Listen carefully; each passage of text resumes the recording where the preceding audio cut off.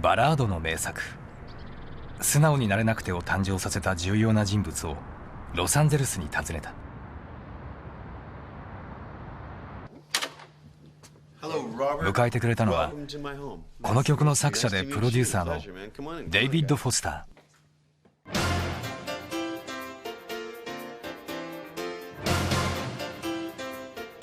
オリンピックのテーマ曲や映画音楽などを作曲し14個ものグラミーを受賞。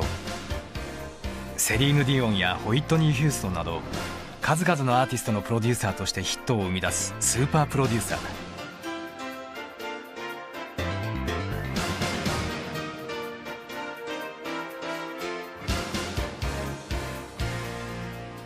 That is the single, so that means that Hard to Say I'm Sorry must have sold 1,000,000 copies. Now, I didn't plant that there. That was just there. That is not a plant that it would be right next to the door where we were. It felt like it was going to be a hit song. There's a lot of times in my career where I've sort of thought we had something good and I was wrong. There's very few times when I knew we had something good and it was good. This was one of those moments. We all felt really, really good about it. I mean, Peter's lyric was just stunning, and I knew that women would relate to it. You know, I mean, what woman doesn't want to hear a man say, "I'm sorry"? You know, I mean, it's just the way it is. Great. The fact that it became a #1 hit twice in America, we had a #1 hit with it, and then a group called As Yet, 20 years later or 10 years later, had a #1 hit with it, with Babyface. I think that's pretty amazing. Could be there'll be a third time. That's what happens when you have a really good copyright. Everybody needs a little time away.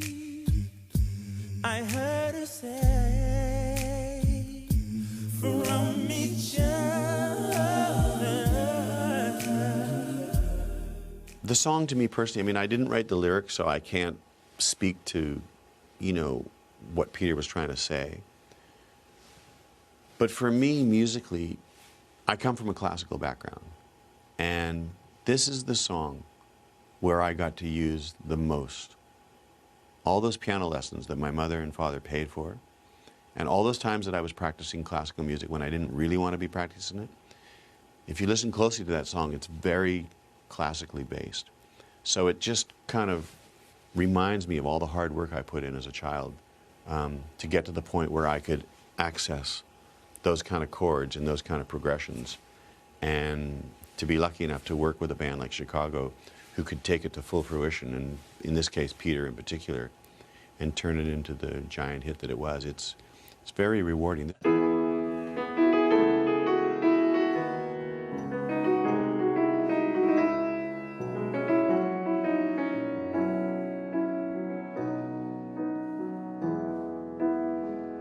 Cello. Everybody needs a little time away. I heard her say from each other, hold me now. It's hard for me to say I'm sorry, and I just want you to know.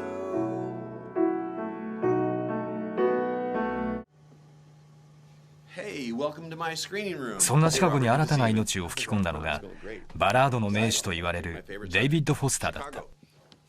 By the time I came along in 1980, they had lost their way, and their sales, I think, had plummeted from whatever millions they were selling right down to the album that I was actually wanted to produce that I didn't produce. I think only sold about 150,000 copies. So they were pretty much bottomed out, probably still touring and making a lot of money, but they had lost their way. So my job was to try to remind them of their greatness. And that's exactly what I did. And it was so easy for me because I was such a fan. I was one of those guys that was standing in line at Tower Records at midnight when the store opened for the new Chicago album. That was me. Earth, Wind & Fire and Chicago, they were my two favorite bands. So I knew their music intimately, upside, downside. I knew their music every which way, better than they did. And what I proceeded to do was to try and remind them of their greatness. when we sat around to listen to the songs on Chicago 16, their proposed songs, it was an exciting day for me. I was in a room like this, Danny Serafin's garage. They were all around me, and they said, we're going to play you our songs. And I went, great, and I was so excited. And they played me 13 songs, and in my opinion, they were all bad. And I said, guys, if I'm going to produce this band, we are not going to record any of these songs. And I learned that from Quincy Jones, because he said, if your name's going on it, it better be as great as it can be. So I proceeded to take a year and work with as many of them as wanted to work with me and write the songs for Chicago 16 out, co-write the songs, and remind them of their greatness. And that's how Chicago 16 came about. So the first few months were consumed with just writing. It was a slow process. We spent a lot of time. And my engineer partner, Umberto Gatica, was very involved in the sounds and helping us make the record. And we were very meticulous. And we took care with every single note. And I don't know, you'd have to ask the guys in the band if they enjoyed the process. I suspect they did not enjoy the process. But I don't know. I think they enjoyed the results. I think the album was an instant success. Strangely enough, the song that you're fixated on, Hard to Say I'm Sorry, came at the very end of the album. The album was pretty much finished. この曲はデイビッド・フォスターとピーター・セテラとの共作だが、作詞を担当したのはピーター・セテラだった。And it was just one of those songs that I just sat down at the piano and it just fell out. It just came so fast. And he went home that night and wrote the lyrics, and probably 3 days later, the record was finished. That song was finished and added to the album. There was no challenges in writing the song, but there was challenges in recording the song. We recorded the song to a click track, so I started with just piano. Then I put the Rhodes on. Then I added Danny Serafin on drums. Then I did the Moog bass.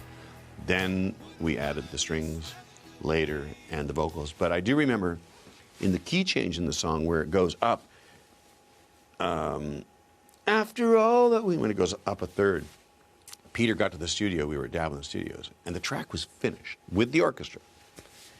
And Peter said, I can't sing that high. I can't, you have to change it. I said, Peter, the orchestra, it's not like today with the computers where you can just change things.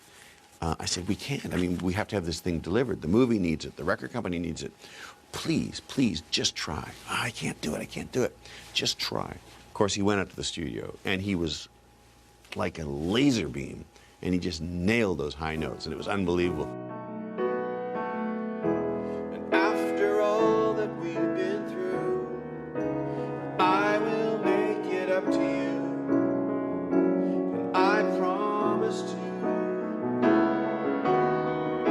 And after all that's been said and done, you're still a part of me.